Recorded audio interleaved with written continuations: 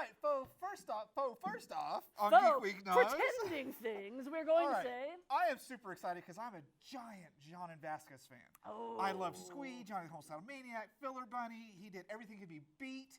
And of course, everyone's perpetual favorite, Invader Zim. Well, he has come out this week to say, yes, the Squee cartoon is incoming. I am super excited about this. I loved Invader Zim. I cannot wait to see what else he's putting out. And if you don't know what Squee is, the teacher from Invader Zim was the teacher in Squee. There's a whole lot of crossover stuff, and it's just really deranged.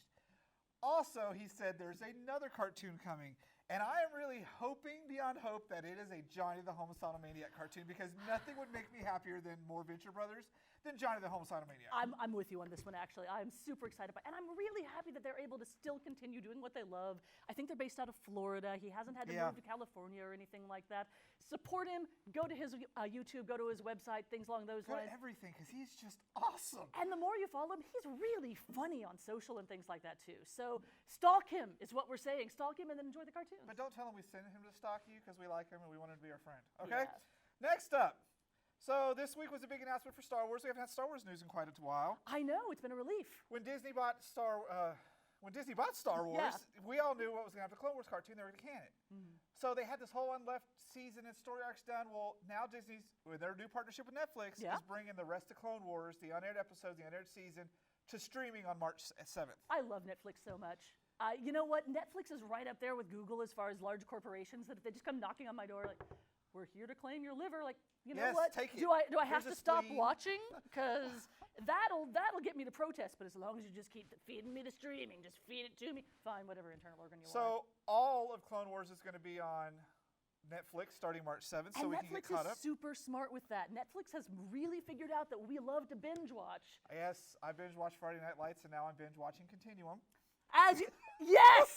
About time, sir. About time. I knew when I said that, you took that brief second. Continuum, yes! If you're not binge watching Continuum, I don't really love you. She doesn't love anybody, actually. That's true. I'm full of hate. Yeah. So I'm excited because I stopped watching Clone Wars after season 2 just because I got other things to do, and I didn't really like the way Cartoon Network handled it a lot. So now we get to watch the whole thing plus some on Netflix. And I'm like, yay, go Netflix and Disney. Yeah, you know what else? Along those lines, I recently watched Amazon.com, one of their new trailers, and I won't get into the adult stuff, but they've also got 5 trailers for new kids shows. And I would love to see Amazon and Netflix get into something with both kids programming as well as adults, especially because cartoons bridge that line. They're like right on the like, who's this really aimed at? I think it'd be fantastic if we could get whole seasons produced by either of these independent entities. Well, I think when you look at the kids shows, that's a really tough market because I've watched some Amazon ones that were geared towards toddlers. Yeah. Nobody watched it because it's not Disney, it's not Nickelodeon, you know. That's a really tough market to get into.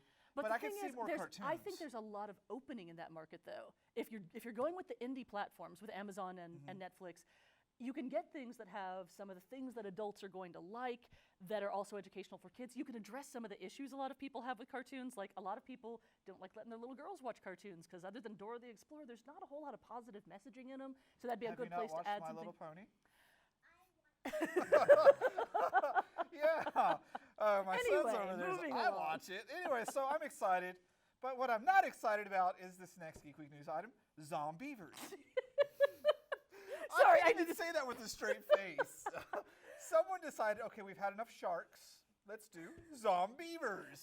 The most amazing part about this to me is it's not even a Sci-Fi Channel movie. When I saw it, I was like, oh, Sci-Fi Channel. Yeah, you just kind of chalk it up there. But no, this is an actual, like, filmed movie, going to movie theaters where you have to pay $7.50 at a matinee because I'm not paying full price for this. Pay to watch ZomBeavers? ZomBeavers. I don't know, people that are terrified of lady parts, apparently. I would not have a doubt, but I mean, come on, the whole your son's in the room, so I'm suddenly feeling uncomfortable saying things about the lady parts and the blood, but ZomBeavers! ZomBeavers, I don't get it. It's ZomBeavers. They're definitely out of ideas. I thought they were out of ideas with avalanche sharks, where they were the ghost sharks in the snow. Did you see that one? You know, with the strippers and skiing. Here's the thing, though. How well has Sharknado done? It has. It's done really well. It didn't do that well as far as its original airing, but it did phenomenally well as a cultural thing because we're still talking about Sharknado. Because it was awesome. He cut himself out with a chainsaw. I mean, come on! Gavin. Chris-Rachael. Have we reached peak zombie? I think we may have reached peak zombie. I think ZomBeavers is proof. that there's just, that's it. We've hit peak zombie. There's no more from here. You're done. No. It's time for new monsters. Have you beat? Because thanks to the Austin Horror Society, I did watch Toilet of the Dead, and I could not finish it. So we are definitely over the zombie genre. That's why I was saying we've hit peak zombie. It's all downhill from here. Vampires. Okay, you know what I don't want? Werewolves, because I've seen Bitten, and no. All right, so we're going to get off of ZomBeavers because I think we've given that way too much I think that a screen lot time of people are going to get off on deserves. ZomBeavers. Oh, no. Next up in tech news, there's solar glass. Did you know that? I'm super excited by this. And now they know that they can make it in colors, so you're not bored, you're not stuck with a regular piece of glass. How did someone figure out, let's put glass panes and let's make it solar powered? It'll collect energy and it's your solar panel. Here's the thing is, it's an iterative process. It's not like somebody sat down one day and was like, today, I'm going to invent solar glass. It's just been one little tiny tweaking step along the way with anything with solar. I love this idea because the idea of having all of your windows turn into something that's generated, the idea of having a beautiful giant stained glass window so, the neighbors don't see me walking around naked, that generates all of the power for my house, or at least enough power to generate all Power the heat your that I'll TV, need, yeah. because I don't have any clothes on. That is a wonderful dream for many of us. I find it absolutely amazing that they could do this because they've made the solar shingles now. Now they have the solar glass. I love all the passive potential of things like this. No one thing is going to replace oil. It's not going to happen. It's really good at what it does with petroleum. But we're going to be able to add on more and more of these little things that'll just kind of whittle down our need for it. Not just for crazy people in Montana. They're like, I'm living off the grid and it's going to be nothing but me and my septic toilet. Yeah. But for normal, ordinary people, they're like, I still need electricity to power my TV, but I've got a passive water supply or a passive water heater, or I've got enough heat to. It's the nice. potential It's is wonderful. just amazing. And I with absolutely large love it. buildings, especially the The mirrored large skyscrapers, skyscrapers, could power Yeah. like the Starbucks below it, so you can go down and get a I would venti love frappuccino. to see something like that, especially because with the colored glass, I know that what they're really aimed at with the colored glass is getting that like kind of metallic blue and silver color on buildings. But you know what? Why not turn your skyscraper into a gorgeous mosaic that everyone's going to talk about when you've got this? I'm challenging you folks out there. I know no one's listening, but I'm going to challenge you anyway. Architecture students, Have fun think with it. giant, gorgeous mosaics that will power part of your building. So we'll see what comes of that. Now the next item we'll see what comes of is, it's official, the expendables is a real thing. The fact that they're calling it expendables. Now, I'm not a huge fan of the Expendables because it was too much story, not enough explosions. I mean, how do you put that many action stars in a movie and spend half the movie talking? I love You the need fact that he found it to be gunfights, too much story. It is. You get action stars who do nothing but run and shoot stuff and blow stuff up. Why are you going to bother with the story?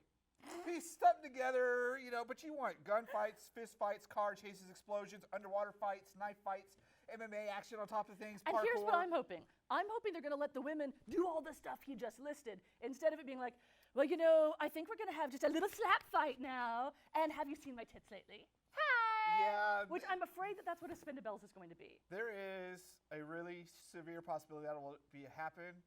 But Prove me wrong. Please prove me wrong. they could, they haven't cast everybody yet, but they've announced people like maybe Lucy Liu, Yeah, who I of think course, would be of awesome. course Lucy Liu would be in it. People like Cameron Diaz and Meryl Streep, which I don't get at Oh, all. no, Cameron Diaz wants to do this. I totally see Cameron Diaz as someone who's like, yeah, give me the knife. Yeah, probably. Meryl Streep? No. I don't know. If she was the brains of the operation, I could see her doing it. Like an M? Yeah. Yeah, maybe so. I'd rather see Glenn Close do it, though. I think she'd be much better at it. She plays a better mean person, in my honest opinion. Yes. M-I-O. So I have no expectations for this. I need to go back and rewatch The Expendables because now we're getting 3 and 4.